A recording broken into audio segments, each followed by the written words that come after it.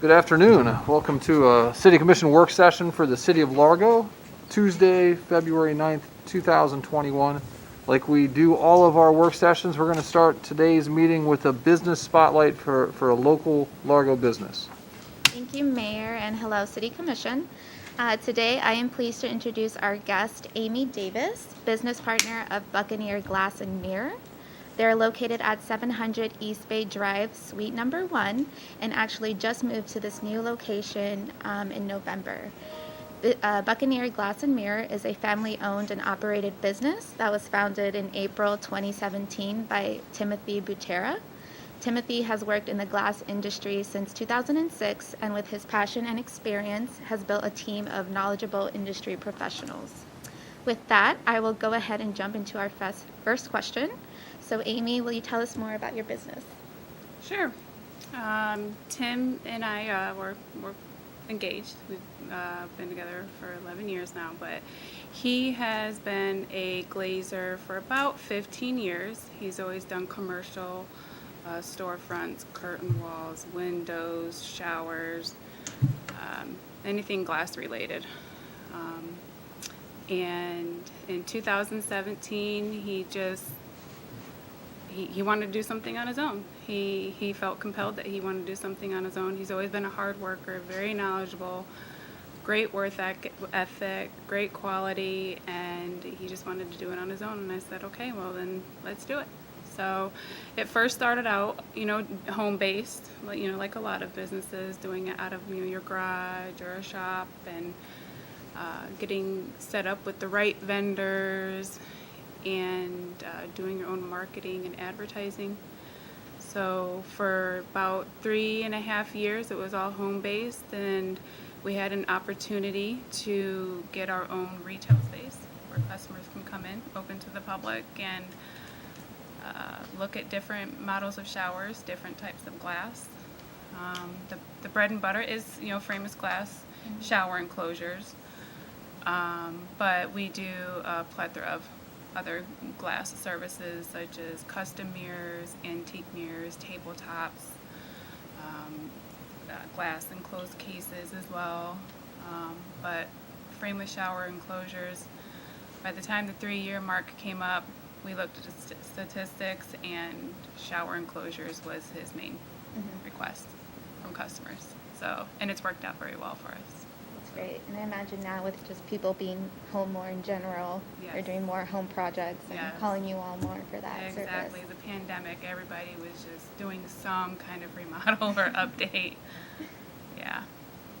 That's great. And so do you guys just focus mostly on residential projects, or do you do commercial as well? We could do commercial. There's really not, I think the only commercial showers that we've done and mirrors was probably gyms. We've done a few of the amped fitnesses, and we've done some private gyms, but anywhere there's a shower or mirror, You're there. yeah, we're there. Commercial or residential. Awesome. So why did you choose Largo? Largo's a great city. We used to live in Largo years ago. We moved out of Largo in 2015, but we love it. We love it here. It's expanding. It's growing. There's houses being rebuilt.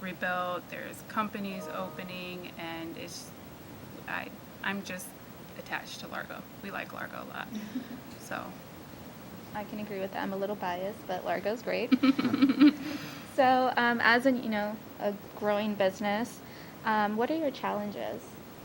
Um, I would have to say the main challenge that we're facing right now is finding someone with experience. Glass and glazing is kind of like a dying breed. There's not a lot of glazers out there, and if there are, they're already with the company, or they're doing something on their own. So Tim is very meticulous in his work, and he wants it done perfect. So it needs to be somebody with experience. So that's our main challenge right now. Yeah. And I think you're not alone in that. There's a lot of, different businesses that are in the manufacturing and just industries that are, experiencing the same thing. Yes. But we can definitely, have you worked with P-Tech at all? I have or not any worked with other- P-Tech. I've thought about, I've done the basic Indeed social media posts, but I have thought about looking at P-Tech. I have thought about Career Source, but we kind of haven't gone that route We yet. can definitely help you with that, so Yeah, we'll that would stay be in touch. great. Definitely need that help. And then our last question, what can Largo do for you? Just keep expanding, keep growing. As long as there's a new house being built, we're in there. No, but seriously, I don't think Largo will ever stop growing. It's been growing. I first moved here in 2010, and it goes up and up and up every year, and it's great. It's a great thing. Yeah, we love seeing that. Mm-hmm. So you can find Buccaneer Glass and Mirror again at 700 East Bay Drive, and they are open, correct me if I'm wrong, Monday through Friday, 9 a.m. to 5 p.m., and Saturday from 9 a.m. to 4 p.m. And you can also visit their website at www.buccaneerglass.com. And with that, I'll open up for any questions. Any questions? What is it, glazing? Is that what you're saying? Glazing glass specialists. What is that? They're the ones that install the glasses, tempered glass. The high-rise buildings, all the glasses. They're the ones that do all of that So it work. has to do with the installation. It's not. Yes. Procedure on the. Yeah, Okay. it's the glazer is the glass installer. Okay. I really don't know why they came up with that. I probably I didn't should know if it find was that that. out. Thank you. Uh-huh. I'd like to compliment Isabella on getting a company with the name Buccaneer right in the name. Right? Such a great year. Go Bucks. And this was in print last week too, so she knew that it was I going to knew, be a I Buccaneer predicted week. it. I told Tim, I was like, man, we should have got a banner to put at the Buck Stadium. Well, thank you for being here, and thank you for being in Largo. Thank you. I appreciate it. Thank you. Next up is a presentation of the 2020 Regional Equity Report.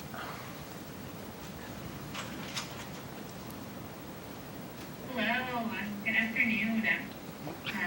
The next presentation comes from our Commission directive last fall when the regional equity report came out.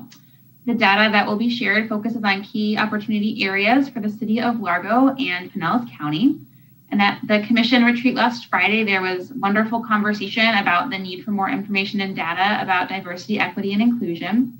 And I believe this presentation will help inform our efforts to move forward in that direction. And so we have Dave Sobush from the Tampa Bay Partnership here to share this information with you. Dave has nearly 2 decades of experience in economic development research experience. He is a certified economic developer with an MBA from USF, an MED, and a BA from the University of Florida, and has been an active member of the International Economic Development Council, the Florida Economic Development Council, and the National Association for Business Economics. Dave, thank you so much for taking time to be here this afternoon and sharing this information with us. It's my pleasure, and thank you, and thank you to the commission for inviting me on behalf of State of the Region Initiative to dive a little bit deeper into the data from our regional equity report. I'm going to go ahead and just get started right away. I just want to make sure that, okay, can I get a thumbs up If you can see the screen. All right, excellent. I guess that's also the audio check too. So again, the State of the Region Initiative, the Tampa Bay Partnership, along with our collaborating partners, the USF Muma College of Business, United Way Suncoast, and the Community Foundation of Tampa Bay, we've been releasing a report called the Regional Competitiveness Report. We just released our 4th edition and presenting that in conjunction with the e-insights, which is a big data exercise done by the faculty at the Muma College of Business at our State of the Region community event for 4 years now. And starting last year, we moved a little bit away from just the straight benchmarking and wanted to understand, a key question, which is, are we creating an economy that works for everyone? Certainly there's some bright spots in the regional economy and within the communities of Tampa Bay. But when you dive a little bit deeper, you see that there is a divide and largely along lines of race and ethnicity, and also sex and gender. So we first began answering, discussing that question last January. And then, of course, we had a tremendous cataclysmic event, the pandemic. We had a variety of social unrest following the killing of George Floyd and other Black Americans. And really, it was a good opportunity for us to dive even deeper into the data to understand how the economy is working across lines of race and ethnicity. And so we're going to get into the regional equity report in just a little bit. I do want to first present a slide that sort of shows the difference between equality and equity, right? And at the top, we see equality, which is everybody gets the same thing. They all have a bicycle, and you see that, there's 4 very different people there. That is equality. Equity is providing them a bicycle that fits their needs. And so as you and other leaders in the region begin to think about ways to tackle equity and to ensure equity within your community, hopefully this graphic will come back to mind, and you'll remember to sort of meet people where they are in terms of their need. On to the regional equity report. What we did is we took 21 of our 66 indicators in the regional competitiveness report, and we dove deeper into them. We presented a disparity measure that compares the experience of white residents and Black residents, but we also provide for each of the race and ethnicity categories within the census. And all of this data is publicly available. We're very transparent. We have the source tables listed throughout the report to paint a picture of how the economy, again, is working or not for everyone. And again, those 20 markets that we compare, some are very, peer or aspirational. And some are peer markets, some are aspirational markets. I'll let you determine which ones you think they are. When we talk about Tampa Bay in the report, we are talking about an 8-county region. It is Citrus to Sarasota, Pinellas to Polk. But we also, if you see on the right side of the screen, we break down for each of the indicators a county level estimate of the appropriate statistic. And you can see where each county, sort of fits in and cross-reference that with the tables on the left side. At the direction of your great staff, and it's been a pleasure working with Eileen and others, we have decided to dive into 4 indicators for the city of Largo or the general Largo area. You all know that blue shape on the screen, that is the municipal boundary of Largo. Some of the data is available for that geography, but some of the rest of the data is available for what's called the greater Largo area. And you see it picks up pockets of unincorporated, but also some pockets of St. Petersburg, Bel Air Bluffs, etc. But that'll be clearly noted as we dive in. So let's jump right into the data. And the first thing we're going to talk about, and this is one that staff brought to our attention, is digital access. And digital access is the share of households that have both a hardwire connection to the internet to their house, and they have a computer or a laptop. So in this example, somebody with a tablet or a cell phone alone, or just relying on a cell network, would not qualify as having digital access. And certainly we've seen, you can't tell from my background right here, but I'm sitting at my home as I have been since March 20th of 2020. Access to the digital world is become much more important, whether for work or learning or entertainment. But beyond that, and beyond just the pandemic times, there's been work done that demonstrates how houses with digital access and households with digital access generally generate higher level of digital skills. And so digital skills are those that are required to navigate the world through the internet and the Internet of Things. And certainly we've seen very recently the attempt for many of our senior population to access the registration for the vaccinations has been hampered by a lack of digital access. So with that as the backdrop, Tampa Bay ranks 20th among the 20 markets overall. This is for all races and cities, with roughly 4 out of 5 households having digital access. And you see some of the top performing markets there. When we take a look at the gap, what is the difference between white non-Hispanic households and Black households?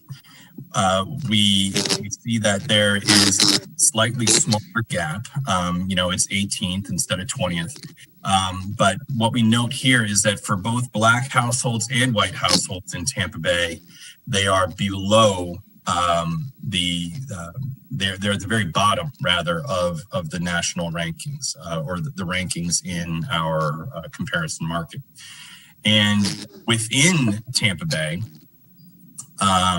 we see that Pinellas is towards the bottom in terms of that gap, less likely to have a computer and dedicated broadband than Black households in other large and surrounding, counties within the Tampa Bay region. And certainly Pinellas is below the regional average there. And again, this is one of the areas where we were able to dive a little bit deeper into this is for the city of Largo. We see that the gap is slightly smaller in Largo, which is a good thing, than Pinellas County as a whole, but still below that regional average. 15.6% gap in the city of Largo compared to 18.8 for Pinellas and 13.8 for Tampa Bay as a whole. Getting into some of the larger economic factors, Tampa Bay, the median wage, this is an hourly wage, ranks 16th out of those 20 markets. And if you take a look at some of those top performing markets, Tampa Bay is roughly 26% below those top performing markets. The gap in Tampa Bay, here's the good news. The gap is small. It is the smallest gap among 20 markets between Black wage earners and white wage earners. The challenge is that both of those median wages for Black wage workers and white wage earners is the smallest among the 20. So, a little good news, bad news right there. And again, when we dive into within the region, we see that really, Pinellas is somewhere in the middle of the pack. And again, we get sort of that Hillsborough, Manatee, and Pinellas and Sarasota effect within the region. Home ownership. This is another one that staff directed me to provide a deeper dive into. The good news is overall, many households in Tampa Bay are home they own their homes either free and clear or with a note, and ranks third of the 20 markets. Right around 2/3 of Tampa Bay housing units are owner occupied, which is both a good way for develop stability in neighborhoods, but also a good way of generating generational wealth that's passed on through the generations. The gap, however, is somewhat less competitive, and the gap is 15th out of the 20 markets, and we see white households have a home ownership rate roughly 2-to-1 that of black households. Within Tampa Bay, Pinellas falls below the regional average. 70.5% of white households are home owners, whereas 37.5% of black households are homeowners. So that's the second largest gap within the region. And within the city of Largo, we see a somewhat more pronounced gap, where we see slightly fewer white households are homeowners in Largo compared to Pinellas or the region, but certainly far fewer black households are homeowners within the city of Largo. So a very significant gap of about 4-to-1 within the city of Largo. Unemployment, these rates are pre-COVID, and prior to the pandemic, it was roughly 6.1% of workers in Tampa Bay were unemployed, which ranks 17th out of the 20. The gap was a little bit better than the overall average, but we note here that black workers were still almost twice as likely to be unemployed relative to white workers at that 5.4 to 9.8% unemployment rate between white workers and black workers.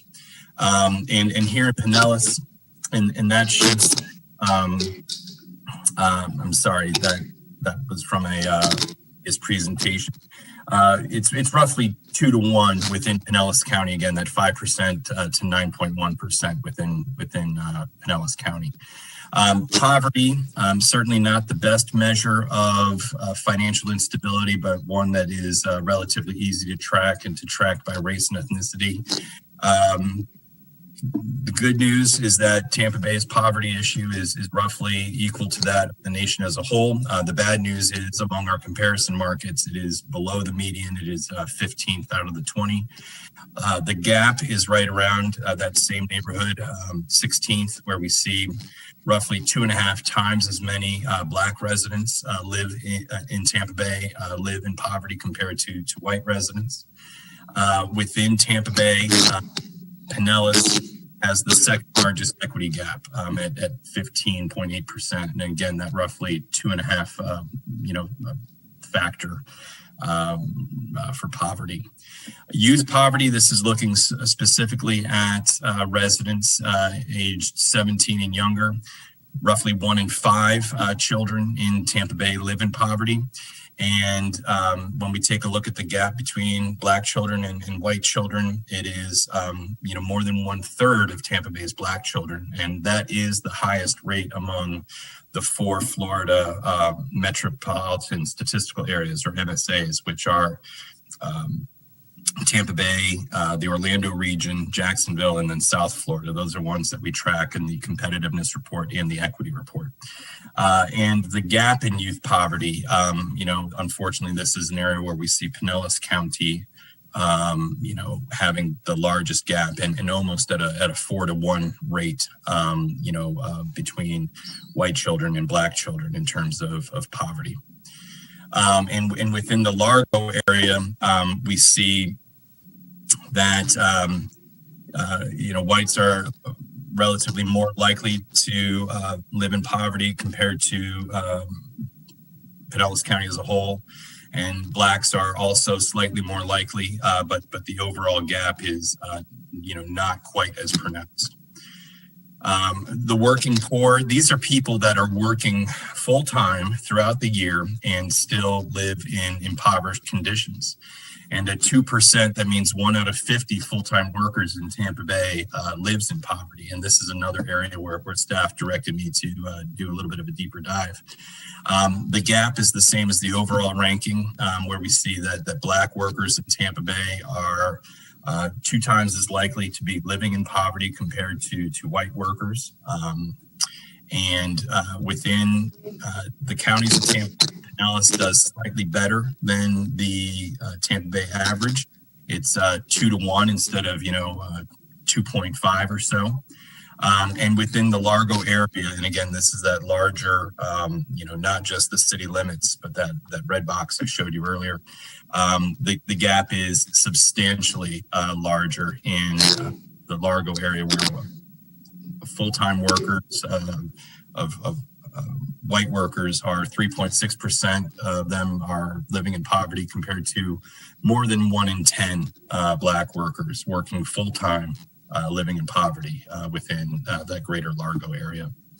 So again, just to kind of present in summary 4 areas that staff asked me to take a look at. And the digital access gap, City of Largo falls in between the region and the county. And that is the same for the youth poverty gap, where the Largo area falls in between the region and the county. But in terms of the working poor and the home ownership gap, we see the numbers return Largo below both the county and region in those key indicators. So, the question that we asked ourselves, and the question I posed to you at the beginning of these remarks, was, are we creating an economy that works for everyone? The data is showing us really a picture of one community, one region, but kind of 2 very, very separate worlds. And with that, I will again want to thank our collaborating partners at the Muma College of Business, United Way Suncoast, and the Community Foundation. And I'm going to stop sharing, and if there's any questions from the commission, I'd be happy to address them. Thank you. Any questions from the commission? Mr. Robinson, Vice Mayor Robinson. I just want to first of all say thank you very much for going through this. When I received this report earlier, or last year, it was very, very intriguing for me. I spent about a day just going through it, and it was kind of very eye-opening to look at that data. So again, thank you for going through this deep dive with us. I really do appreciate it. I think it really kind of goes hand in hand with a lot of the things and efforts that we're doing here in Largo. Especially, we just had last week we had a retreat, and we talked about DEI specifically. So I think this kind of, just works well with that, kind of puts us, gives us an understanding of what we need to be working on. My question, I guess, is, so I know you go over it in the report, but just so for the viewers at home and so everybody else understands,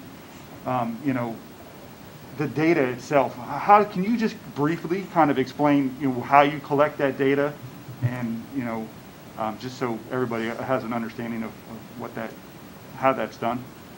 Yeah, certainly, and thank you, Vice Mayor. And I'm very pleased to hear of your interest in this work. We don't do this as an exercise. I've made enough tables and pulled enough data in my life, to last a couple lifetimes. We do this work so that we can put information in the hands of leaders and policymakers, so that they, can understand where are the issues within a community, where should we target resources, how can we advocate for the change we want to see, and most importantly, how can we measure results? So I'll back up and answer your question. We started this process with this current regional competitiveness report about 5 years ago, when the Tampa Bay Partnership made its pivot from a business development and marketing organization to one that's focused on policy and advocacy that is less transactional and more transformational in nature. And we worked as a 100% privately funded business organization. We worked under the leadership of Chuck Sykes, who, said, really, hey, what gets measured is what gets done. And we set about the work of trying to understand what are the key indicators that influence the prosperity and competitiveness of this community. And we really focused on a community having two primary customers. And I was so pleased to hear, you listening to one of your customers earlier today during your business highlight. We view the customers of a region as our residents and our businesses. And those two customers have a symbiotic nature. And we heard from your business highlight, that they are in need of glazers. And because businesses need workers, they also need markets for their goods and services. And residents need business because they have, employment needs, and they have needs, for goods and services. So we said, what are the key things that customers would look for, businesses and residents? And we worked with around 150 stakeholders, both public, private, nonprofit, government, elected officials, to understand what are the key needs of our customers. And we boiled that down into the 60 or so indicators that are in our competitiveness report. And we tweak those each year. This year, and I presented one of those to you. Again, we go through every summer a series of stakeholder meetings to understand, are these still the things that matter to be measured? And this year, we heard that there are some, unmet needs that we have not been measuring. So we added digital access, which I presented to you as part of this report.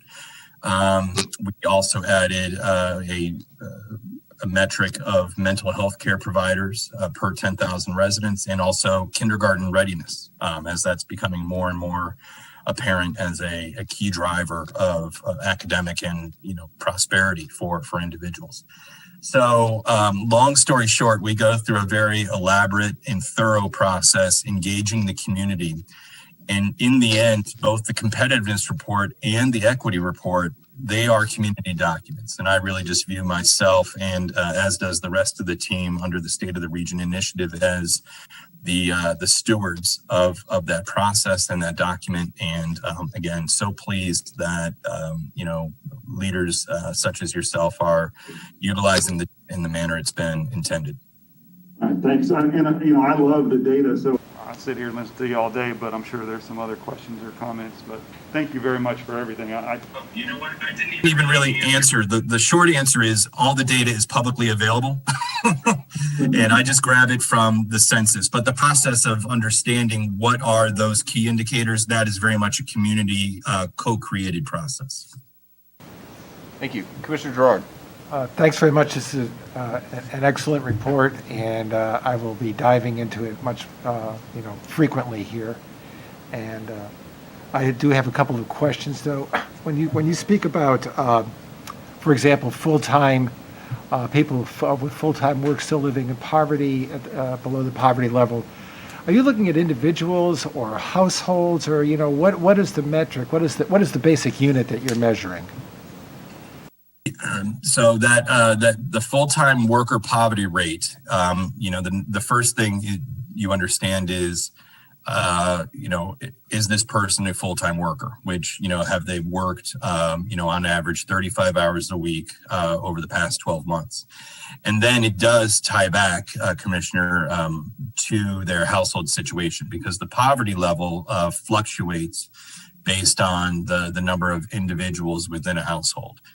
So all of this data comes from the American Community Survey, which is a statistically valid, sample. And so the actual wages, that determine poverty, or the household income that determines poverty, does fluctuate based on the household size, but that is all taken into account in the data that we get from the Census Bureau.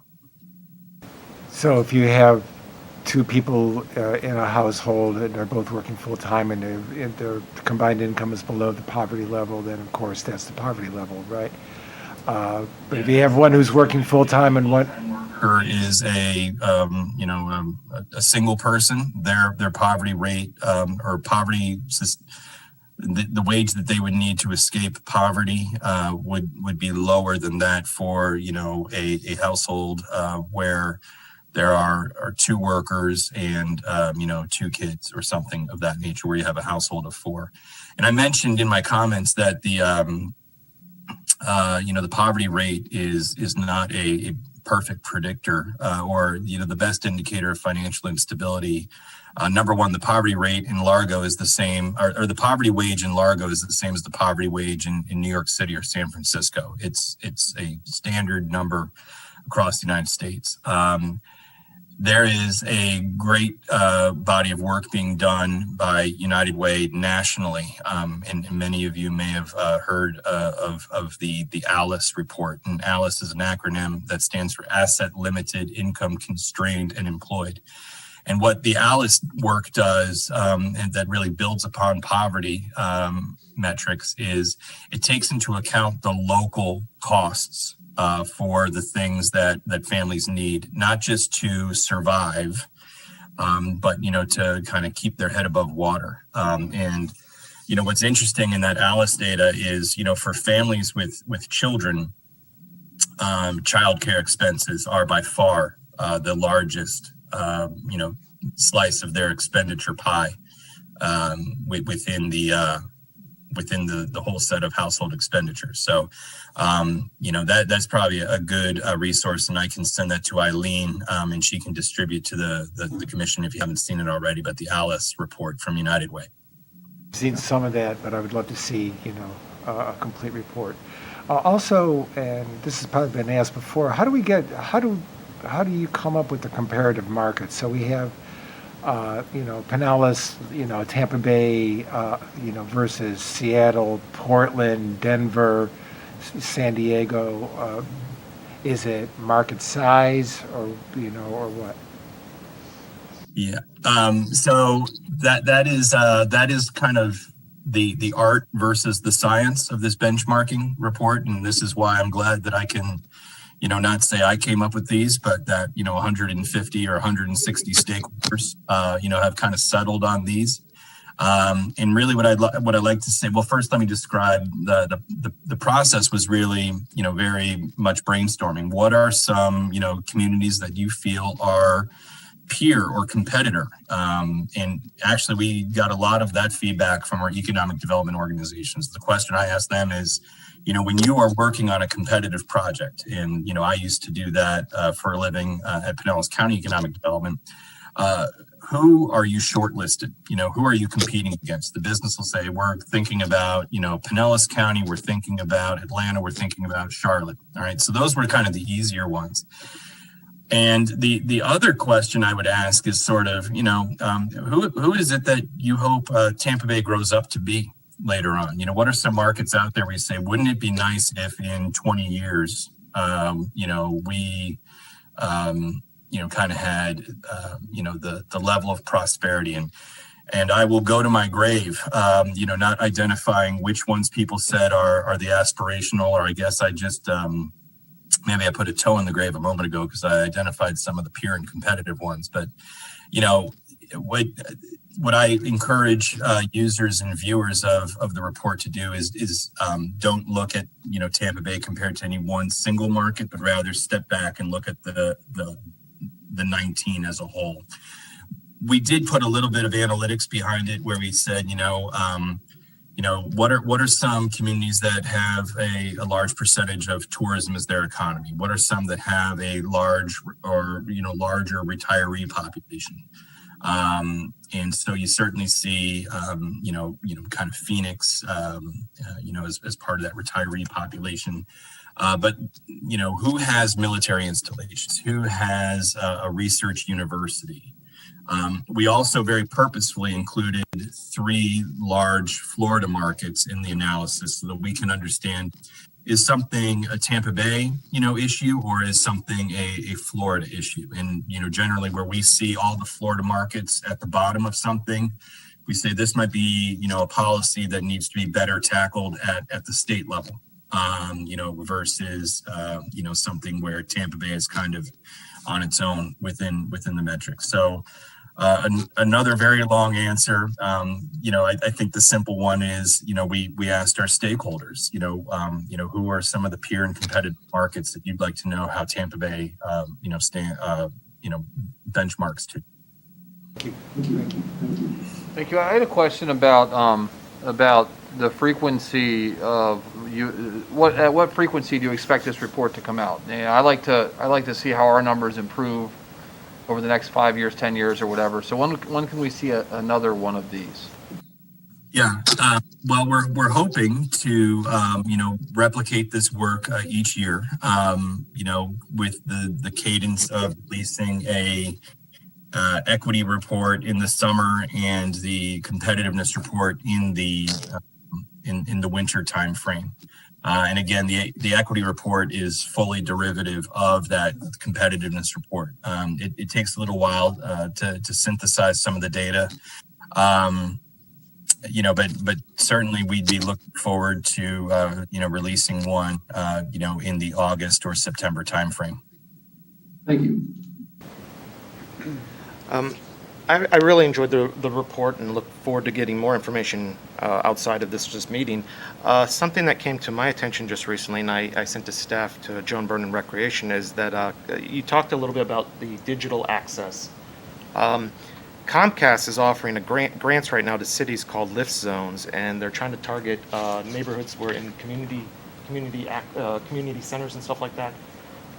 It's something that, looking at that report, would be a great opportunity for us to shoot and use those numbers to maybe apply for that grant in our area. And something that Joan kind of thought about was, we're talking about a mobile recreation device, getting out into communities that don't have access to them and getting them digital freedom to a point. So I really appreciate this. And curiosity, how did y'all's data come about for that outside the census? Straight from the American Community Survey. So that is something they track within their annual release. Their data comes out in September of each year. And again, very important, of course, during the pandemic, but also very important for building those digital skills, which are becoming more and more prevalent among all jobs. My friendly garbage man, I thought he had passed out in his truck the other day. I go out to check on him. I said, "You okay?" He says, "Yeah, I was just rebooting my Wi-Fi because his vehicle is Wi-Fi enabled." So if a garbage man needs to know how to reboot a router or a modem, certainly, everybody's going to need to have some, baseline level of digital skills. And actually, you can probably foresee a future where, internet connectivity becomes just as vital a piece of infrastructure as water, sewer, and electricity, if we're not already there yet. Would it be possible for you to send us the deck that you used today? Yeah, that's easy. I already did that. Eileen's got it. Okay, perfect. Thank you. I just had a, And then I'll send it fresh. I just had a question, and you, in the very beginning, you talked about the sample, the area. You were looking at the greater Largo area. So I think it's important, in order for us to evaluate where we are as a municipality and what services we provide, we also need to consider that part of your sample includes areas that are beyond even though it's our service area, the policies and practices and so forth, the outreach is a little bit beyond our borders. And specifically, I would cite High Point and perhaps the Baskets Ridgecrest area. So all this information is important because we serve this area, but some of the areas we don't have a lot of control over as far as home ownership and mentoring opportunities, things like that. So I just think that's fair to point out. Certainly. and Commissioner, I hope I did a good enough job sort of delineating which data was Largo specific and which was that greater Largo area. There's a data set that the census makes available. It's called the public use micro data sample, where you can run kind of your own custom reports.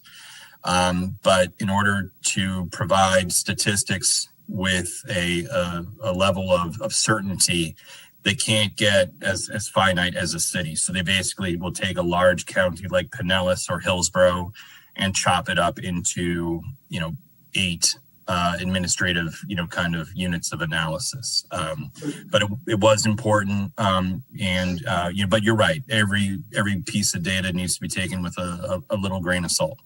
I think it's all relevant. I think it's all important. It just, when we're trying to measure the impact of our actions as this commission or this municipality, I just, kind of want to be aware of that we're talking about a greater number than the population of Largo.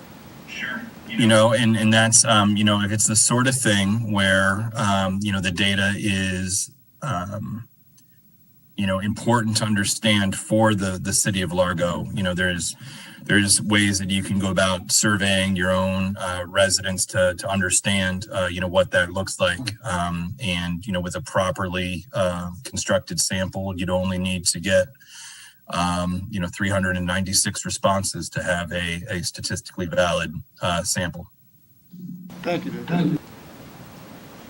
Thank you. Thank you very much. My pleasure. Thank you. We are now going to move to the next item, which is diversity, equity, and inclusion presentation.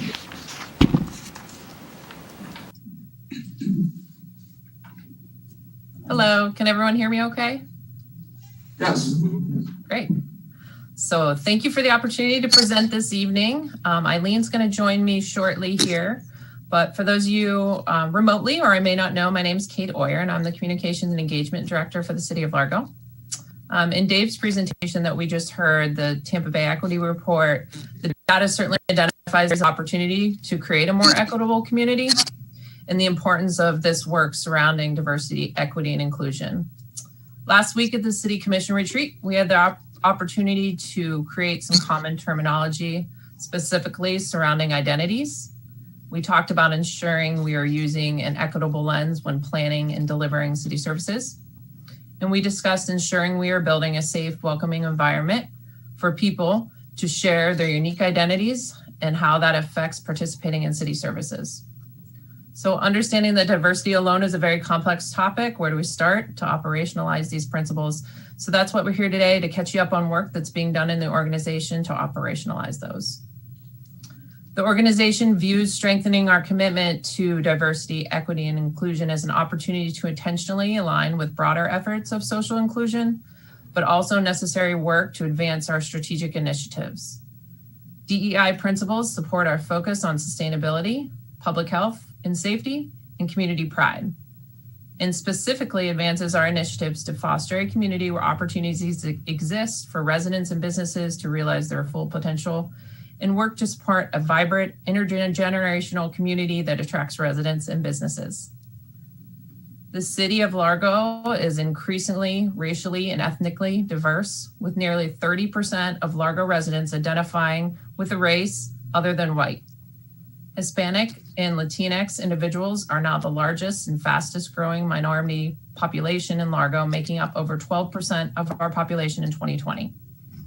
Viewing services through the lens of diversity or through diverse perspectives is necessary to achieve our vision of building the community of choice. Building the community of choice includes celebrating diversity, ensuring equitable services, and authentically creating an inclusive work culture and community. So many great programs and initiatives already exist that support DEI throughout the city. However, these organic initiatives are not built on a strong foundation of common understanding surrounding diversity, equity, and inclusion, like some of our other organizational successes, like we've seen in sustainability and resiliency. So now there are 3 tangible parallel projects to build a stronger foundation.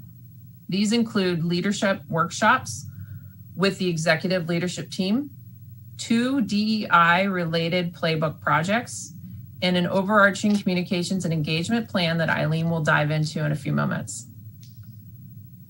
Starting in the summer of 2020, ELT started leadership discussions surrounding diversity, equity, inclusion in multiple workshops led by Community Tampa Bay, who you met, Liz from the commission retreat. Conversations were working to advance our own understanding of these complex topics and create common terminology for discussion. As a leadership team, we talked through our own identities and experiences and how that impacts planning and delivering city services. We talked about race, racism, and how systems influence inequities. We wrapped up our initial sessions by identifying tools to create a more inclusive environment and shared resources for continuous learning. Before we get into describing the playbook projects, just a quick review of what the playbook is again for those joining us. In short, the playbook is used to develop collective goals for the executive leadership team and is a roadmap for high performance. Projects are the result of questions to who must do what now in order to accomplish or address what is most important right now. The 2 playbook projects related to diversity, equity, and inclusion were included in, or 2 projects were included in the current playbook. They are developing a citywide DEI statement and a project to create a community engagement initiative. Developing a city statement will confirm our commitment to building a diverse, equitable, and inclusive community. The statement would create or work to create clarity around our vision and will help define workplace expectations while ensuring consistent messaging and alignment for the organization. The community engagement project, in contrast, is working from the outside in to utilize public input to ensure our services are aligned with our current diverse community needs. We want to know if all residents, despite their identities, feel connected to local government and feel welcome to participate. So both projects will be managed with interdepartmental teams with individuals at all levels of the organization, working with an executive leadership steering committee. The statement team was built through an internal DEI survey that asked for volunteers from our team members from diverse backgrounds.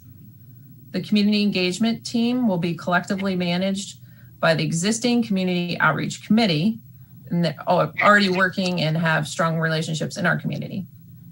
The playbook projects are working to plan the next steps in advancing diversity, equity, inclusion, knowledge, and understanding, and they should be set to wrap up in the fall of 2021. And with that, I'd like to turn it over to Eileen to talk about the overarching plan to create alignment. Hello, thank you for having Kate and I. As Kate mentioned, my name is Eileen Carey, and I'm the Community Engagement Specialist at the City of Largo. And I have the opportunity to share with you a little bit more about the C&E plan for operationalizing DEI. I'm going to use the golden circle format as we go through our presentation today from Simon Sinek, which many of you have probably seen before, starting with why, moving with how, into how, and then into what we're going to do. So Kate already mentioned a lot of the why behind the City of Largo. We are obviously very committed to serving all residents and all staff members, knowing that when diverse voices are at the table, better work is done.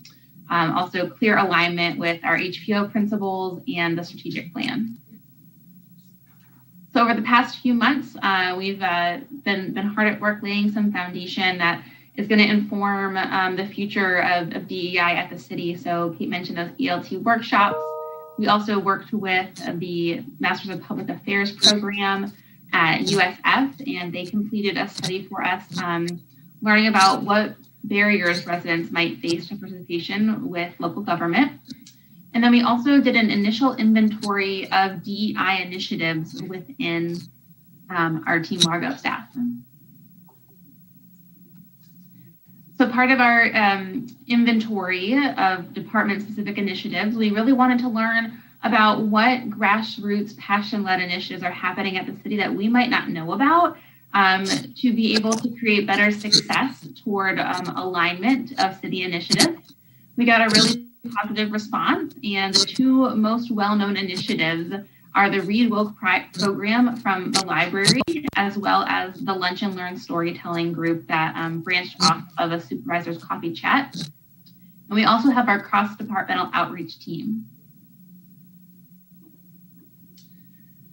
When we had our inventory, we also were curious to ask people about their backgrounds in DEI and maybe where their areas of expertise are. And we learned that we have somebody on our team who is a race and gender instructor at a state university, somebody who is mental health first aid trained, FERPA unconscious bias webinar trained, and then a Camp Anytown graduate, which is really exciting because Camp Anytown is the flagship program of Community Tampa Bay, the organization that we've been working with. We also asked people how they would like to engage and participate in discussions around DEI, and got some really favorable responses that people are interested in really communicating across the city with various team members about this topic, as well as within their department and maybe in some affinity-based groups. And then a handful of people who responded at this time just weren't ready or interested in talking about this topic. I mentioned before that we worked with a USF capstone project, and we gave them a research question that really asked them to look at Largo and hypothesize what may be some barriers to participation, specifically looking at populations based on income and race.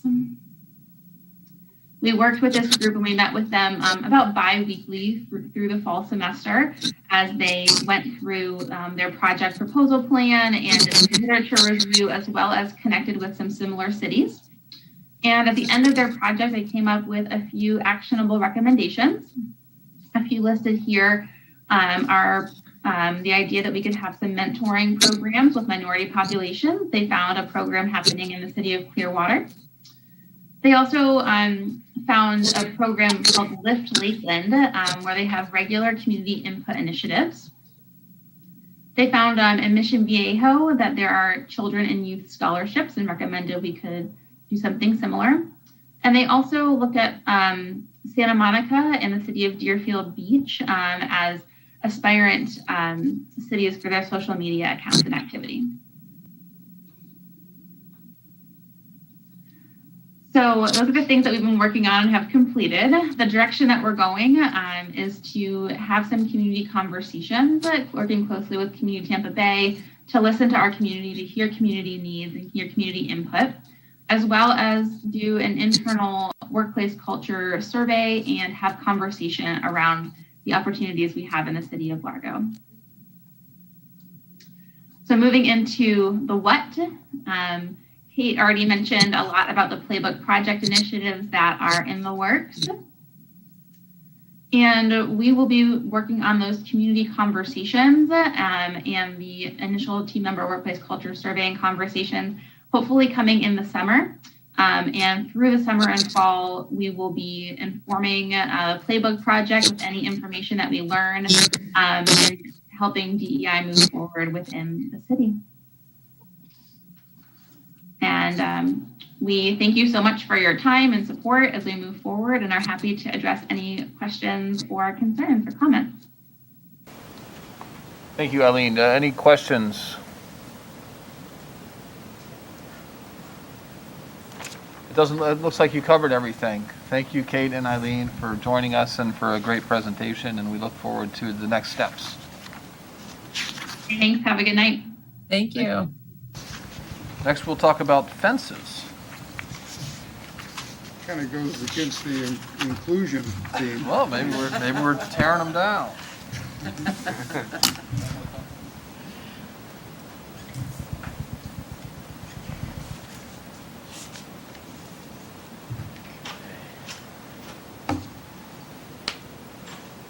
Good afternoon, Mayor and Commissioners. Been asked to give you a presentation on fence standards and regulation.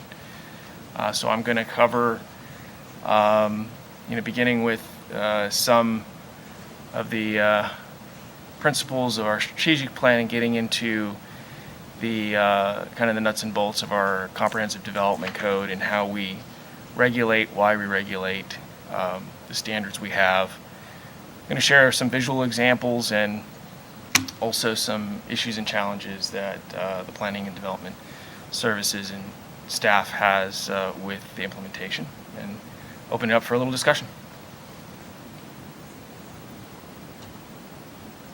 So just to begin with, when we're talking about the standards that we apply, they are the community standards.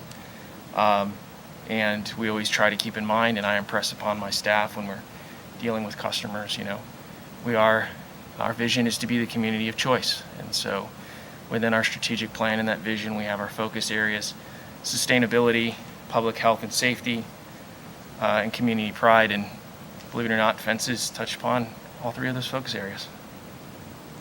Get into that more. So the simple definition of a fence, if you look in the dictionary, a barrier intended to prevent escape or intrusion or to mark a boundary. Anybody can understand that in simple terms. But when we deal with the Comprehensive Development Code, we have a stated intent, and we have definitions which are applied legally when we regulate and enforce standards. In the Comprehensive Development Code, we have 2 chapters that speak to fences. Chapter 10, Landscaping Code, and Chapter 16, Accessory Structures. And I'll get into a little more of these different chapters.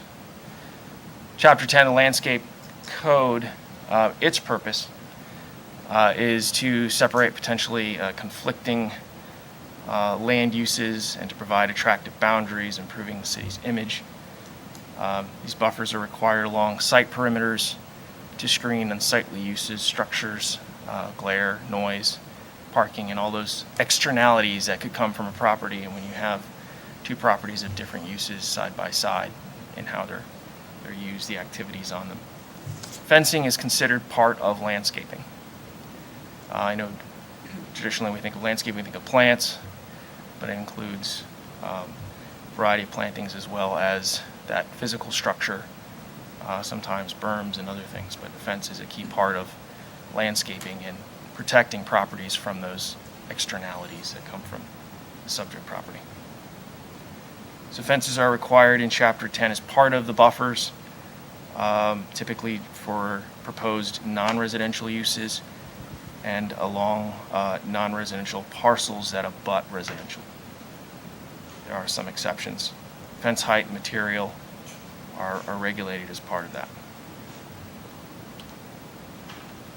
So Chapter 16, the accessory structures portion of the code, these standards are established, again, to minimize those adverse impacts. This is generally applied to fences whether they're required or if they're voluntary. That property is not required to have a fence, but they want to put one up. So fences, walls, other structures that are erected for the purpose of enclosure, exclusion, protection, privacy, security, retainment, buffering, and so forth. And so some visual examples of different fence types and the materials that are fairly common. These are all, for the most part, nice examples. And we have some residential, and then we have at the bottom left an industrial site. And so back to Chapter 10 in our landscape buffers. Again, we're calling out the intent, promoting health and safety and welfare of our residents, increasing the aesthetic appeal. Of course, when you get into aesthetic appeal, you start getting to the values of the community, that vision again. So we establish minimum standards for installation and maintenance. The code does go into improving environmental quality, aesthetics, reducing those externalities. And the illustration, if you can see on the screen, is a schematic showing a non-residential property, commercial property next to residential, and how that buffer and fencing lays out, and certain restrictions on height. When you get fences closer to the right-of-way and in front of a building, those fences, the requirement is for the height to be lower. So those standards all within the landscape requirements are laid out, and there's specifications on appropriate materiality and things addressing, for example, concrete masonry has to be finished, split block or stucco, not just a cinder blocks on top of each other, held up with rebar. Prohibitions on chain link, predominantly in commercial properties. We do allow chain link for residential, institutional, industrial, preservation, and recreation. And with the exception of residential or where there's a buffer, they have to be vinyl coated, and that vinyl coating really helps those chain links endure, and so they don't deteriorate and become an eyesore or stand out. Wood fences, there's restrictions on where wood fences can go, and then for very long expanses of fencing, there has to be some architectural detail, so you just don't have a big blank wall. So getting a little bit more into the why and the how in greater detail. Public safety, where a property has a pool, fences are required to protect small children, animals from wandering onto the property, falling into the pool. Other public safety issues, obstruction of views. We talk about sight triangles for vehicles as they're moving down the street, how closely the fence is placed into an intersection. Crime prevention through environmental design. There are certain restrictions on fencing so you don't create unintentionally a space where crimes can happen or unwanted activities that can't easily be spotted as our PD goes down the street and is investigating a call or something. Hazardous designs, things like barbed wire, razor wire, broken glass, jagged or sharp edges and so forth, electrified fences, those are either restricted or prohibited. The aesthetics, of course, is important. We've mentioned that. How is it compatible with the community, the character, that land use? How does it look from the public realm, from the right-of-way? Ensuring, again, appropriate mitigation for those external impacts. And sustainability. Materiality comes into play when you're talking about long-term wear and tear. Wood is one of those that deteriorates pretty quickly if it's not well maintained, and it warps. The gaps in between planks open up. Planks fall off with the heat and humidity here in Florida. So how? The code does lay out in specific terms: type, materiality, opaqueness, or transparency, height, placement, and orientation. And the schematic from the CDC shows in terms of residential lots, smaller residential lots, which are common in Largo, where the placement of fences can go. Generally, if it's 6 feet, it can't go beyond the front facade of the residential home. If it does, it has to be 4 feet. There are exceptions for larger residential estate properties. So to talk a little bit about challenges in implementation, some of the things that staff runs into when we're dealing with customers with fences, particularly commercial properties. As I mentioned, chain link fences are prohibited on commercial properties. In some cases, that could be reason to allow chain link between two residential properties of similar use that don't impact one another in terms of on the side or the rear of the property. However, most communities, and we did some research looking at about 14 different communities, the majority of them did have restrictions on chain link with commercial properties, especially in front or visible from the public right-of-way. So in this example you see here where they have the chain link on the side of the property but facing the street, you can barely see the sidewalk there, that's the frontage. They have a more decorative aluminum fence type. We get into those conversations with commercial property owners about why they can't have chain link on And that's particularly an issue with older non-conforming properties. Either the chain link has always been there, or they've annexed in to the city.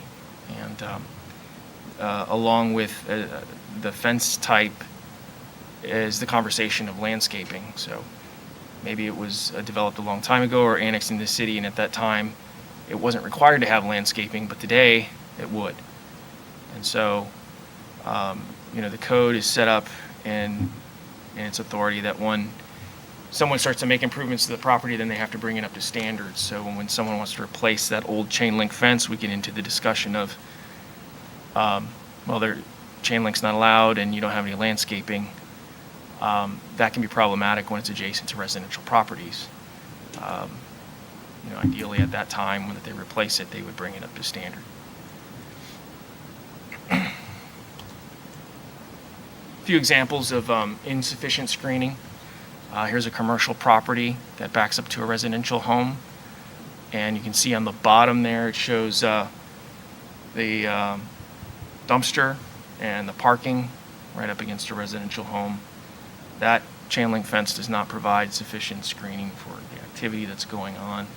Cars, especially at night coming and going, the glare from their lights going into the house and so forth as they go through the parking lot.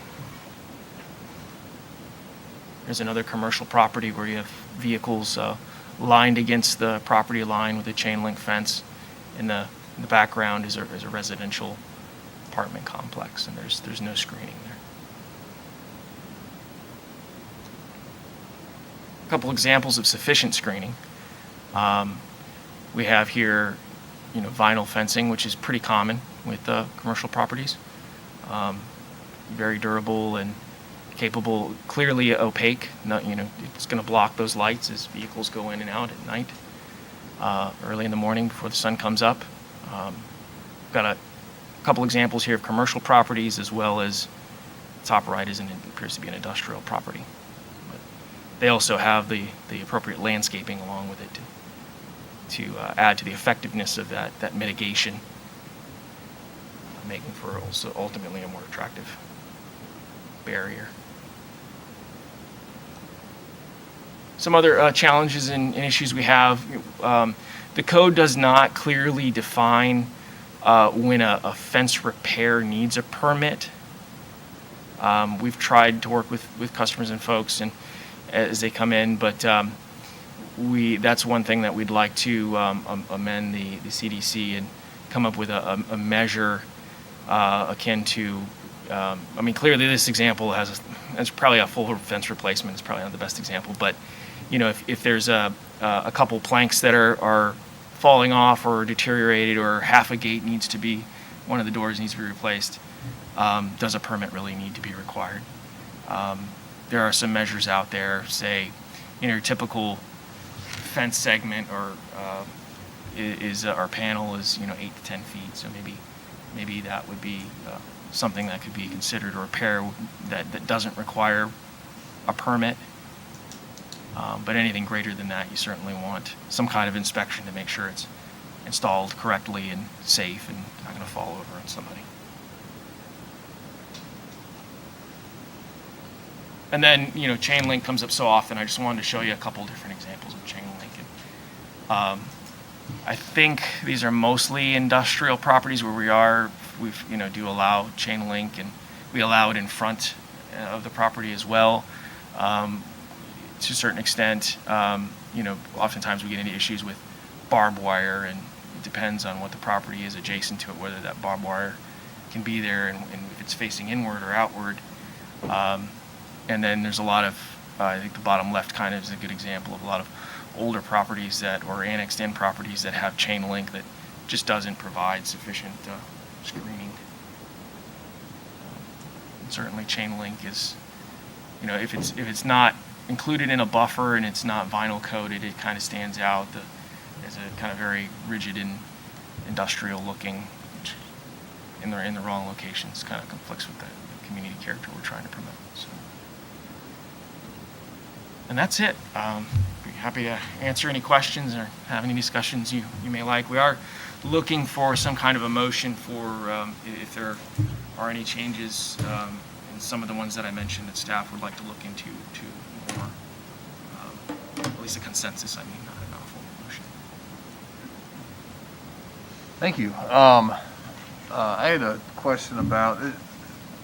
With some of these properties that have, whether they have a fence or not, if the adjacent parcel is vacant, let's say, and let's say that they're a commercial property and the parcel next door is vacant, and then somebody builds an apartment complex, so now the other property would change what's required. Is that correct? Well, the allowable uses are based on the land use designation. So it's based not on what's there, but what's allowed there, correct? We would look at that, and so for a commercial property, and if it was another, it gets more challenging when it's a large commercial district, and commercial does allow, for example, an apartment complex. But in that case, the apartment complex would then provide a sufficient buffer. So like a mixed-use corridor would get really tricky, I would think. It does, and it makes use. So most of these examples that I'm sharing are in general citywide. So downtown, of course, has the pedestrian zone, street trees, and so forth. So we wouldn't necessarily, and the code doesn't strictly require a fence along a pedestrian walkway. Those pedestrian walkways are intended to be more open and have a lot of interaction between the buildings and the street. So one fence question that I at least once a year somebody asks me why we have this, and it's the good side issue. If you're a resident and you're fencing in your backyard, our code requires the good side to be out. The good side, for definition, is the one without the vertical or the horizontal slats. Right. I don't know that that's necessarily good or bad, but that's the side.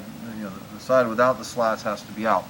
So every now and then somebody will come in and they'll have an existing fence, and their neighbor's got he put a new fence up, and they want to kind of match that.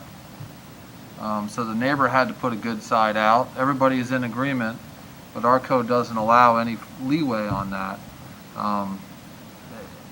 And it's frustrating to me because it's like, okay, well, we're forcing this guy who's going to put new fence on two of the sides of his backyard. Now it's going to be a mismatch, unless he talks his neighbor into putting up one fence, and then his other neighbor into putting up one fence, and then there's two different. You could get there. Yeah. But it seems like it's challenging, especially if everybody there kind of agrees on. They don't care, especially if this guy is paying for the fence. Maybe he should be able to decide which side he wants to face in his yard. The county, to be clear, doesn't require any fencing permits. Is that right for residential property?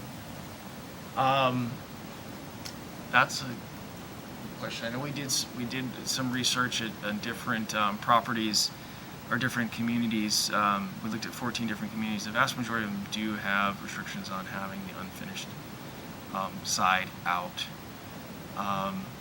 As it pertains specifically in Polk County for residential properties, I don't have the answer, but I can get that for you. There's a couple of challenges with that. Having talked to the building official and community standards manager, in some cases, the unfinished side out where someone could climb it and get into the property is a particular concern when there's a pool involved, because those cross beams then allow for somebody to climb it easier versus the finished side that's. What if your neighbor builds the fence first? Yeah, exactly. But if it's facing out to the public side, to the street, or where it's directly accessible from the public right of way, is where it becomes a particular issue. And I agree with that wholeheartedly. A neighborhood, Acacia comes to mind because I think the city helped them pay for that fence. But it would look kind of silly if you drove along a neighborhood like that and it was, facing in, facing out, facing whatever. But that fence is largely facing a public right of way. I think it makes sense for a fence that's facing a public right-of-way to have the flat side out. But I think that there should be enough leeway for neighbors to kind of figure out a fence that goes between 2 yards that nobody's ever going to see except for Bob and Jane that live next to each other. Yeah, exactly. The example where the neighbors, come together and they decide to pay for one fence, it would be a matter of who's permitting the fence and on which side it's on. If they can agree on that, it's easy, Bob and Joe have their homes next to each other, and they say, well, Bob's going to pay for it. I'm going to have the finished side or the unfinished side. I want the unfinished side on facing your property. Then, Joe's the one that's going to have to pull the permit, and they come up with an agreement, and Bob would have to pay for it. But then the more complicated one is where the fence is already there, and they want to put a fence up against the fence. That then creates some challenges of getting it up against their fence because the posts and the logistics of that. But there are other fence types that could be an option. The vinyl ones, it looks the same on both sides. There are some other wood fences like shadow box that are the same on both sides. And I suppose we could look at some other communities and at examples and how they handle that. If it's the fence against another neighbor's fence, can they then put the unfinished side out because the neighbor's not going to see it? Right. The only Nobody question is. there is if that neighbor takes down their fence, then. But that's. Maybe there's we could have some kind of requirement where the neighbor signs a letter and says, I'm okay with a notarized letter, and when they go to replace the fence, they go and seek another letter because you never know that property owner could then have moved on. There may be some way to deal with that. And then you get into the issue of if they're required to have the finished side out to the public right of way, but then the rest of the perimeter is faced the other way. There's we can look into that and see if there's some logical mean. I think that's a possibility. Okay. Yeah. Any other questions? So one of the things that you were talking about was fence repair and having a permit for that. So where do we, right now, does somebody have to pull a permit in order to repair a fence? Yes. And what is the cost on that? To 5? 75, I believe. Yeah, it's a I don't know if it's 75 or 50. It's minimal, and it depends on the value. $75 or $50 for a repair? For the permit. For the permit? So the permits are set up with a base price and then the value, and so it would depend on if they're. That's why everybody repairs their fences on the weekends, because I didn't know they were that much money. That's a lot, I think. Yeah, I guess one of the questions there is what constitutes a fence repair? I mean, clearly, I have a shadow box fence. If I had to replace 3 slats on the fence, I wouldn't get a permit because I wouldn't even think about it. Right. We wouldn't require a permit. For individual slats, we wouldn't, a couple individual slats, that's not going to require. But if you have to replace a fence panel, Yeah. you need to, right now, you're required to pull a permit that costs between $50 and $75. Let me verify the price of that. That's. But that's more than the panel. The panel, right. Yeah, Especially if you don't have to replace the posts. Well, I mean, okay, well, that's still, yeah. Let me verify the fee on that. I'll have to get with the building official and the building division just to confirm that. I know that they do have a scale. It depends on the value of what you're doing.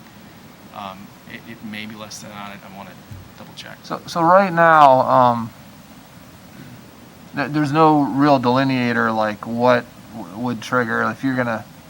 We don't have. If you replace more than a panel, it counts as you have to pull a permit, or I mean, it's basically if you work on your fence, you need to have a permit. Correct?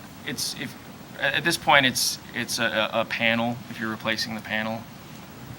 generally that's when the permit would be issued. And I think part of the concern is, structurally the posts, are the posts in there appropriately?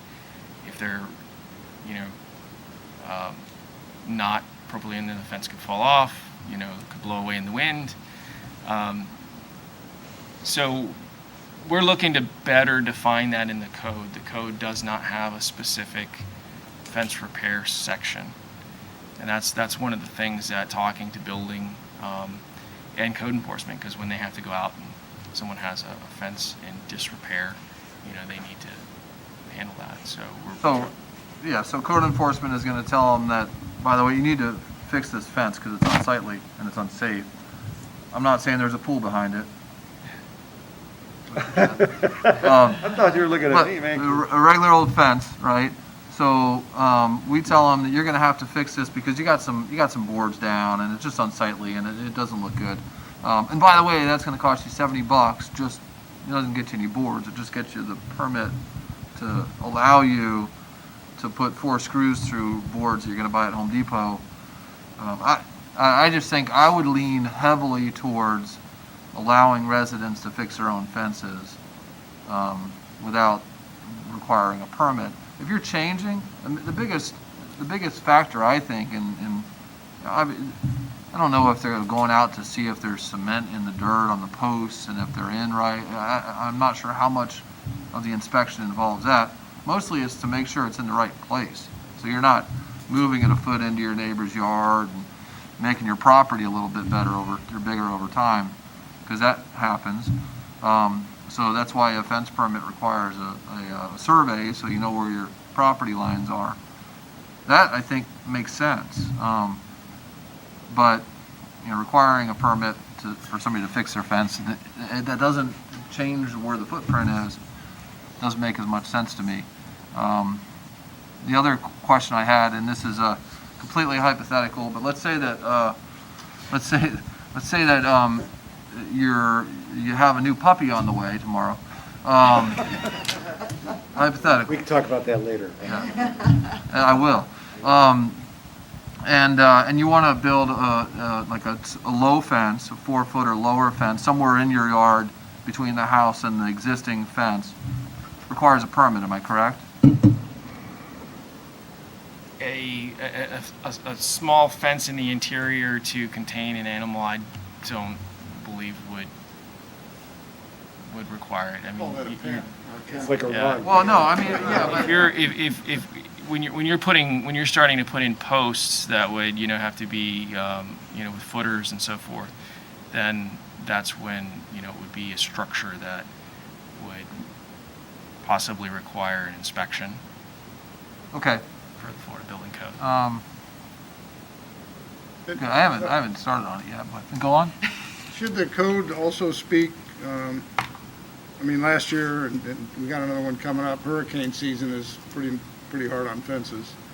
And we had the opportunity, you did, to waive certain requirements to replace or repair fences. And yeah.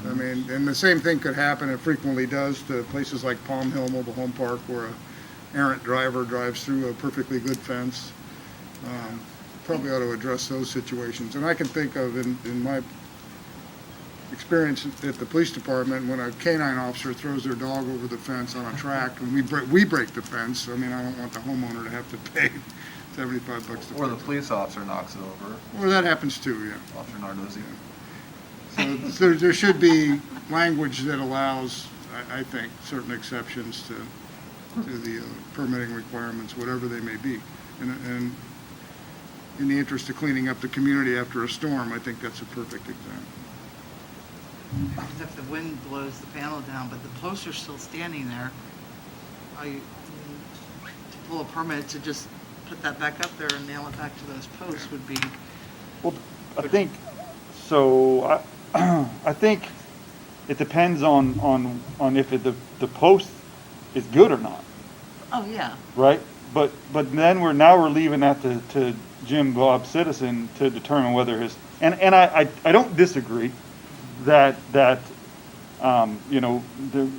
you can replace a fence panel. I might or might not have replaced some fence panels at my house myself after a hurricane, but not, to implicate in anything, or anybody, but I think that you need, I think the concern that Rick is having is that, again, it's a post. So if your fence blew over, more than likely the panel didn't just come off, the post was loosened or something happened in that incident. So I would think that, I think you just need to be careful. I think you can replace a fence panel between two posts. I don't think that's a problem, but what's the difference between that and, I'm getting ready to replace 200 feet of fence at my house. All my posts are good. What's to keep me from just saying I'm just replacing panels? If that's the route we go, and I have to replace 50 panels and never have to pull a permit, and I'm saying my posts are good, nobody knows.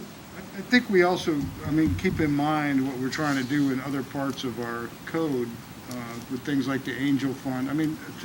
We agonized over an adjustment to the millage or a stormwater rate or whatever, and we talk about whether or not $5 or $10 is going to be a hardship to some folks. I guarantee you a $75 permit's going to be a hardship to I don't disagree with that at all. Yeah. And Rick's going to check on what the permit cost actually is, but if our end game is to have the community look better and these fences to be safe and everything else presentable, then we got to try to figure out a way to get there, I think. And we don't want to make Rick's job any harder. It needs to be something that's simple. Yeah.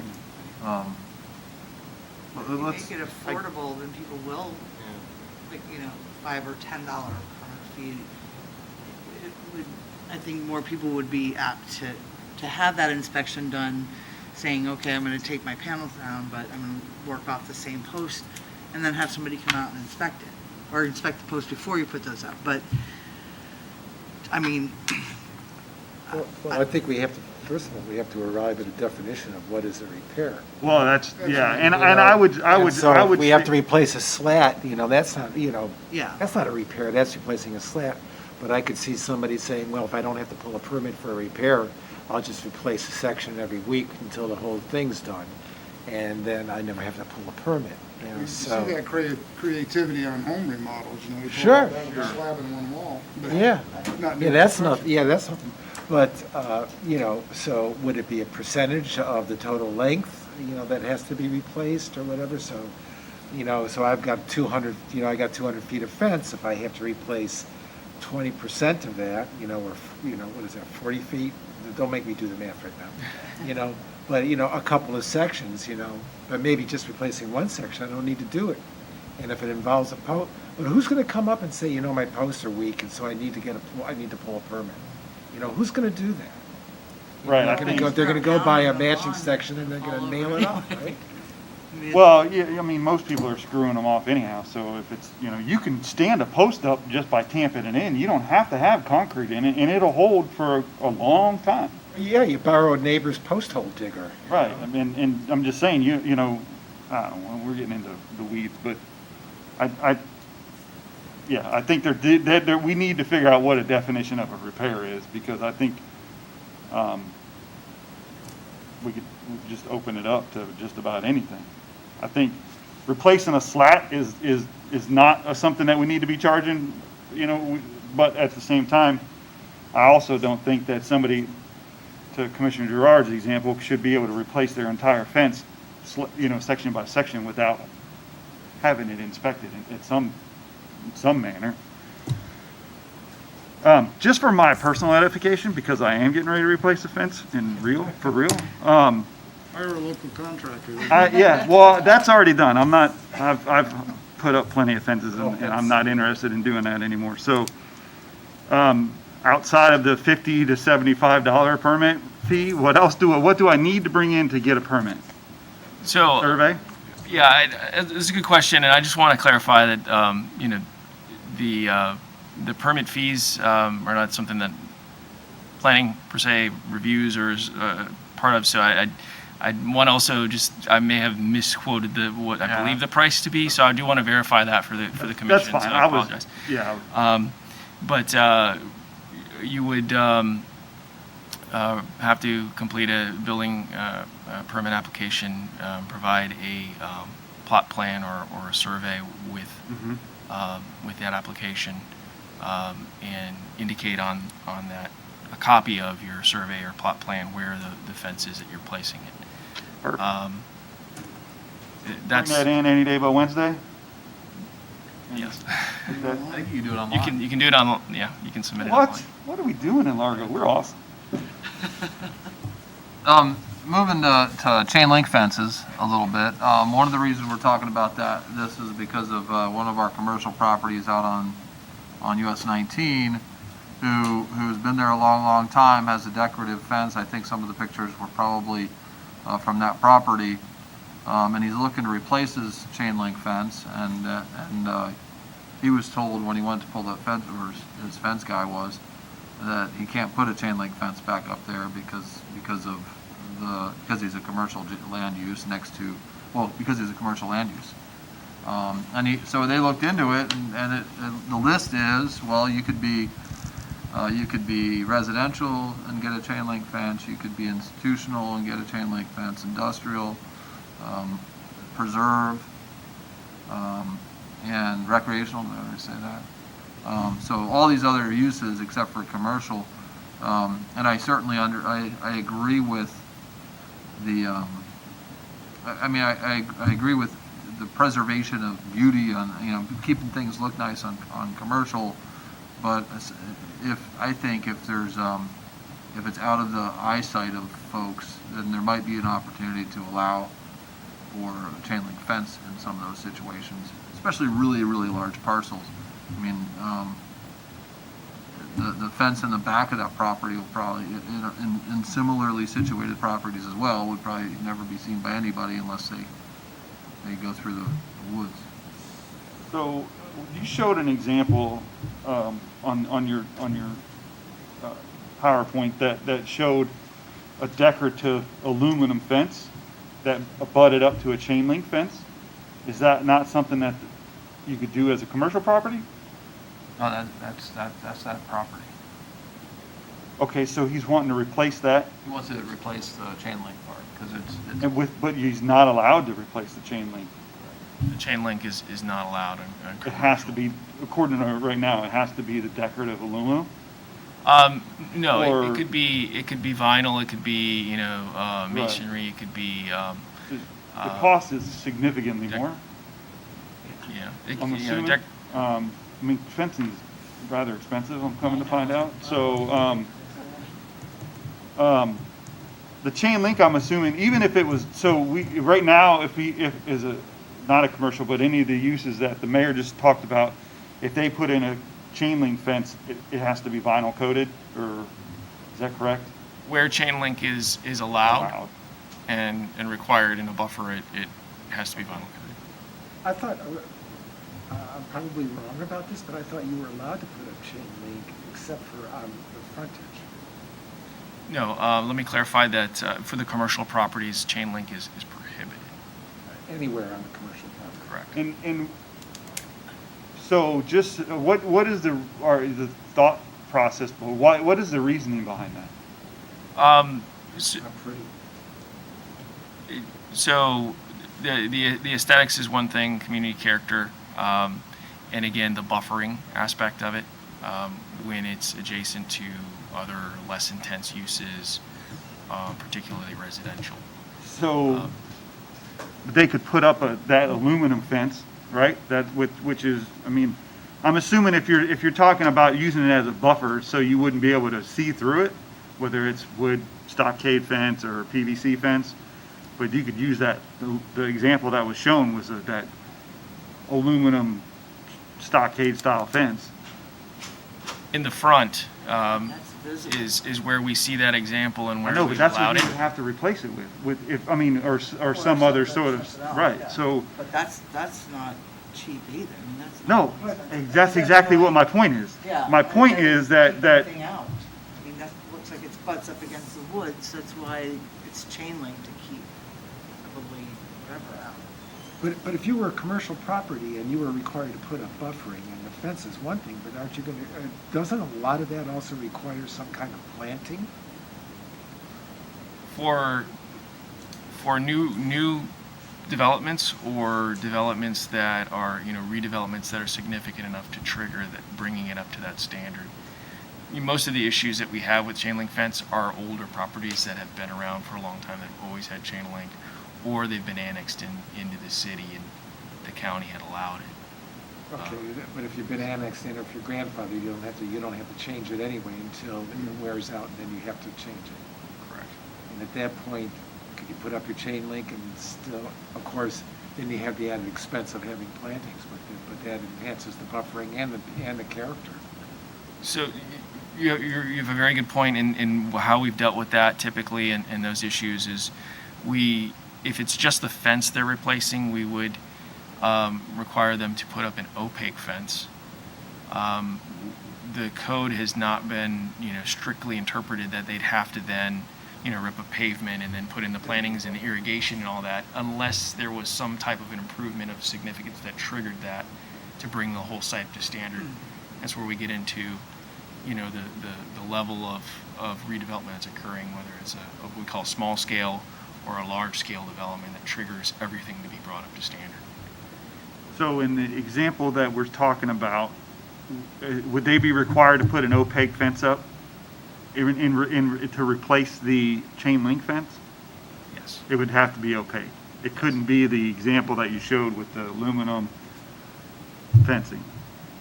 Because decorative fencing also. So we would look at what is adjacent to the property. So in one of those examples, or a couple of those examples, it was a residential property. Mm-hmm. And so the traffic circulation, the parking in the evening, early mornings, those lights then become glare, other activity on the property that create noise, or that's the purpose for requiring an opaque fence type. Okay, so I think the mayor's thought is to allow them to replace it with chain link. Am I correct? Well, I think that if it seems as if the residential property that's next door, if they wanted to put a chain link fence between them and the car lot, they'd be allowed to. Am I right? They would.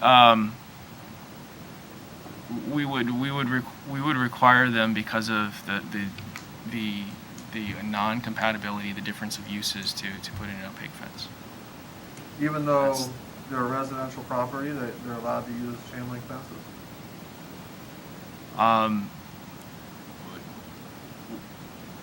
The code does lay out because of those questions like that I have an issue with, right? Yeah. So if guy from the car dealer goes to the residential use next door, which is allowed to have chain link fences, and says, hey, I'm gonna pay for 400 yards of chain link fence. If you can put it up along your property there, and then I'm gonna take the old one down. If I think it seems like they'd be able to do that. I know that you might make them. We just talked about replacing a fence is replacing a fence. I just if it's back from public view, I don't see why we don't kind of treat it the same as we do the other properties. Put chain link all around Largo High School. All the way around. Yeah. Yeah, they're exempt from our rules. Yeah, I was gonna say But they're also institutional. Yeah. But we put chain link fence around our recreation facilities. Some of them, right? When we've built the new ones, we've had to put an opaque fence up. So what would be the unintended consequences? Because I absolutely see the mayor's point in this example, but my concern is if we change the entirety of the ordinance, let's say, I don't want to have an issue down the road, because I absolutely see the point in putting an opaque fence up too, for the reasons that you stated as well as others. So I just, I'm trying to think of. I just don't want to get us down the road where we're all of a sudden bringing this back because, we're getting a lot of complaints from the neighborhoods or something like that. So, I think that in this property, I could be mistaken, but behind it is a preserve. So the north of it is another commercial property, and to the south of it is a residential. So if we were, because of the adjacent land uses, saying, okay, the residential one, because of the headlights and that type of, for valid reasons, that needs to be opaque. The other two can be chain link fence because it's between two that would make sense to me. Instead of not allowing chain link anywhere on a commercial property. Right. I mean. So if you're a buddy, so you can, excuse me, I just want to make sure I know, so if you're abutting a commercial, a residential, then you have to put up opaque, but if you have preserve in the back or commercial on the other side, you know, then it's not If you're a necessary. commercial with institutional use Right. behind you, Yeah, and you want to put a chain link fence between you and the institutional use, yeah. you couldn't do it. So you're. Not now, but you're saying that it would be a good move to allow that. I think it might, I mean, I don't know, I'm concerned about the unintended consequences as well, but I think that's worth considering is allowing, depending on the adjacent land use, allowing chain link fence out of public view. I mean, So, just so I'm clear, your recommendation would be to, in any property, so if it's a commercial property with an existing chain link, and who, I don't know how many times this is gonna come up in the future, but if there's an existing property, they want to replace chain link, if the property that on the, because there could be three different land uses next to it, right? could be Each more. side, whatever, so so say there's three sides that they're doing, each side would have, they would have to put a fence up that would be allowable on that property, on the abutting property. Well, that's because chain link fence is allowable on residential property. Which I think is one of the issues I have with this whole thing is that I know that we said otherwise, but if a residential property can have a chain link fence, but the commercial can't, well, the neighbor could put up a chain link fence. Just strictly according to what I'm reading here. Just doesn't make a lot of sense. But Rick said, I think, in the example given that, so we have this commercial property, we have this auto dealership that wants to put up a chain link fence. He can't, because it's commercial. But you could talk to the neighbors next door, which are residential, say, hey, if you want to put up chain link, you know, I need a fence, I'll pay for the fence. You go pull the permit, put it on your side, and you could put up the chain link fence. But you said, no, in that case, it would probably require opaque. Is that what I heard you say? Yes, it is. It's very nuanced, and that's where we get into these challenges with fences, and it depends on the land use and so forth. And you can have different land uses on different sides, but for even for a residential, like an apartment complex, if there is a different use that's more intense adjacent to them, they would be required to put up the opaque fence to buffer themselves from that higher density use. So that's where the buffering the landscape code that addresses buffering gets into those nuances of adjacent land uses. Oh, let me clarify. So the residential land use has options based on what land use is next door, but a commercial property has no options based on what's next door because it's an absolute requirement for commercial. So if you had a car dealership that was existing and a new car dealership went next door, they couldn't have a chain link fence separating them. It would have to be an opaque fence. Right. Right now there is now. no flexibility, and that's what if there's two similar commercial uses side by side, I think it would be beneficial to have that flexibility that those commercial uses could have a chain link fence in between them. I think what the mayor's also has proposed, concerning what would be the unintended consequences, that to allow commercial to put up a fence appropriate to what the neighbor is.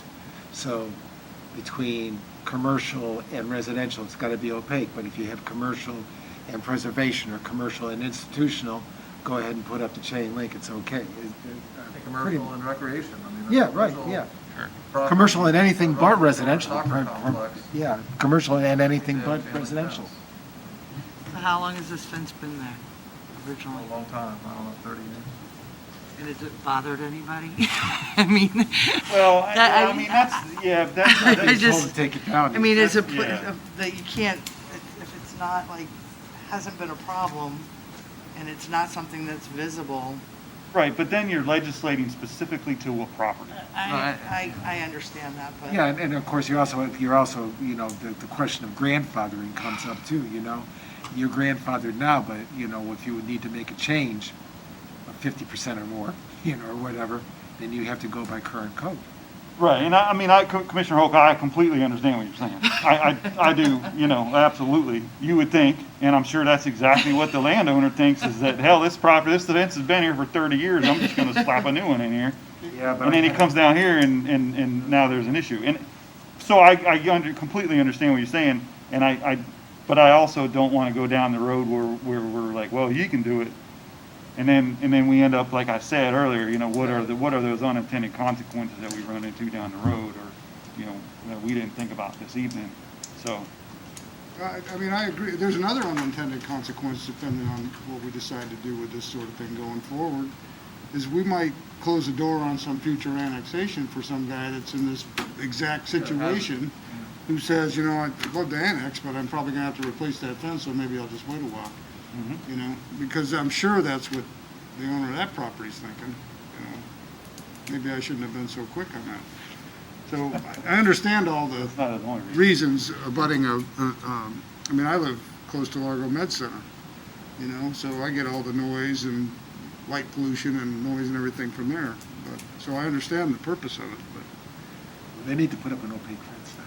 Not supposed You have to put up a 10-foot fence, but you're not allowed to. to. Plant some trees along there too. why don't you? But, I mean, I guess what I'm saying is I can empathize with people who would see the lights and so forth coming from a car dealership into their living room at night, you know, I get it. But in that particular situation, not to legislate for one particular property, there is that existing buffer of trees and. So what do other municipalities around here require? So we looked at about 14 different municipalities and local governments in the Tampa Bay area, many of them in Pinellas. I think 10 out of the 14 prohibited chain link in commercial, particularly when it faces public right-of-ways, was the scenario where they wouldn't allow the chain link facing the public right-of-way and then adjacent to residential. Which is kind of what we're talking about. I mean, Yeah. all right. I don't know that we've given you real crystal clear direction, but This is good. We deal with a lot of fence issues with customers regularly, and it is challenging because it's not a one-size-fits-all kind of approach, but I think there's some room for flexibility, and we can work on something and bring it back to the commission for. I don't like nuance in codes. You know, you probably don't either. You know, another property in town that you could look at as you consider all these things is that infamous, whatever it is now, rehab center at 4th and 8th Avenue Southwest, across from Palm Hill. There's nothing right now, I think. I know there's nothing in there now, but we required them to put up that, they have vinyl fencing all the way around it. And the appearance of that is now it's some sort of fortress. You know, nobody knows what goes on the other side. And I suppose one could argue that that would have looked better if it were, you know, chain link fence with some landscaping in there. I mean, sight triangle wise and just general appearance wise. So all the unintended consequences, we can let ourselves into a corner here if we're not careful. So what is the definition of a fence right Well, so currently we do allow people to replace their individual pickets or slats. We don't require them to come in and get a permit. We've and I have to check with the building official where he draws the line, but I think it's less than that one panel, that 1 8-foot panel. What we want to look at is that 1 8-foot panel, as long as you're not going in and touching posts and or resetting posts, or some percentage, similar to what you had said before. So we're looking at both, the standard fence panel, where it's 8 to 10 feet, or a certain percentage of the overall fence. And by the way, I did look up in the fee ordinance, the fees are based on construction cost. So up to $1,000 is $35, so $35 is the minimum fee. Then from $1,000 to $5,000 is $70, and then it continues to escalate. So most fences would be either $35 or $70 probably. So if you were, Oh, I'm sorry. no, go ahead. It's a review fee that's not built into that number.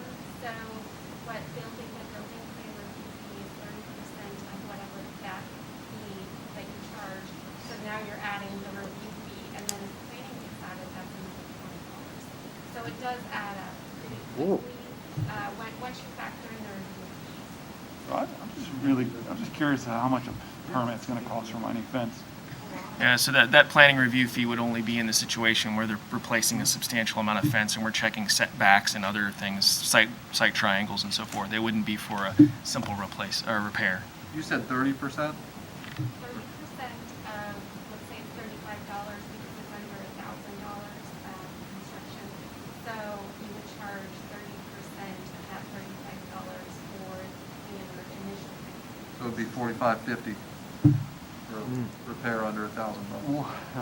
Is there an employee discount? We charge employees extra. Yeah, I'll have my wife file for it then. I'm just going to repeat that I would lean heavily towards allowing people to fix their fences without permits. I know that I've seen fences that were leaning heavily because the base of a post rotted out, not in my yard, but nearby. And I helped the little old lady fix her fence. I didn't even think of asking if we should pull a permit because we bought a new post, and it's probably the strongest post on the whole fence line right now. It was after a hurricane as well, but the thing was rotted out. So that's my take. I know that I'm pretty sure that some areas of Pinellas County don't require any permits for fences. I don't want to go down that road necessarily, but I think that if somebody is going to take it upon themselves to fix their own fence, they're probably not going to make it any less safe than a fence company. I just can't see somebody who's going to fix his fence thinking that I have to go to the city hall to get a permit anyway. Oh, no, they're only going to get caught if their neighbor takes a picture of them doing it. Yeah. Everybody be nice to your neighbors. And one final word on chain link. In a storm situation, the chain link fences are all still standing up. That's a good point. Yeah. All right, well, I hope that we gave you enough to work with. I think so. No, it was a good discussion. I appreciate it. It's called crumble this up, throw it over, and start all over, right? I think that's where we kind of took them. We're going to try to cruise through the rest of this really quick because I've got I think Henry and I both have a roundtable shortly for the pet ordinance. Any committee reports? I've got just real quick, if I may. The Suncoast League of Cities will be meeting February 19th, Friday, from 12 to 1 for our regular business meeting. It's hosted by Treasure Island. There will be, if you've not already received the link for be a virtual meeting, as we've done this past year. So that's for the Suncoast League of Cities. Pinellas PSTA today met. We had the legislative committee they had their virtual Tallahassee day. Normally we would travel to Tallahassee, the legislative committee would, and meet with the representatives, but since that's not happening, we did that today. And discussed our priorities with the majority of the legislative committee here, or the Pinellas County legislative delegation, as well as a couple of other folks. We met with the DEP deputy director and some other folks from FDOT. Lastly, PSTA, I gave everybody a little packet, their sustainability plan as well as their electric bus plan. We just had an unveiling the other day. Increased the electric bus fleet in Pinellas County for PSTA from 2 to 6, so they 4 new buses on the road. And we just approved a purchase for 2 more that should be here next year. That will obviously bring the total to 8. Right now, 6 is, I believe, the most electric buses in a fleet in the state of Florida. So they're really moving forward with their sustainability plan. So that's all I've got for that. Thank you. That's good. I just real briefly, the Tampa Bay Regional Planning Council, we met yesterday. One thing that I wanted to bring to you all out of that is the Tampa Bay Resiliency Coalition is putting together an action plan that is very near completion. And I was going to ask if you guys would like Sean Sullivan, who's the director of the Tampa Bay Regional Planning Council, to come and present that to us at a workshop. Yes. Okay, good. And also Senate Bill 62 right now, introduced by Senator Bradley, eliminates Tampa Bay, eliminates regional planning councils. So it doesn't have a house companion, and I don't expect it's going to go anywhere, but that's worth keeping an eye on. Senator Brandis introduced legislation to get rid of T-BARTA. So, not we'll see. Unrelated, but right. I thought you should be aware of that as well. Does anybody have any items from the commission? Two things. You're not on my list. I know. So I'm here virtually. I'm a hologram. Everybody, I'm sure, is following the story in Oldsmar. Yes. With the hacking, and I'm sure we've taken the opportunity to take a look at our security measures. I know your IT guys all over that, right? Yes, we are. There was actually a countywide conference call on that yesterday with the sheriff and the FBI to discuss it in more detail. And then the last thing, because I like to end on a high note, I told some of you Friday, I'm having a new roof put on my house. And before the contractor knew that I had anything to do with the city of Largo, they were raving about their experience here in community development with permitting. I now have a name for you, and I went to see him personally. Alec Bryant over in community development is highly regarded by this particular contractor for his attitude, knowledge, friendly, helpful nature. And I went and told him that, but just publicly I want to say thank you.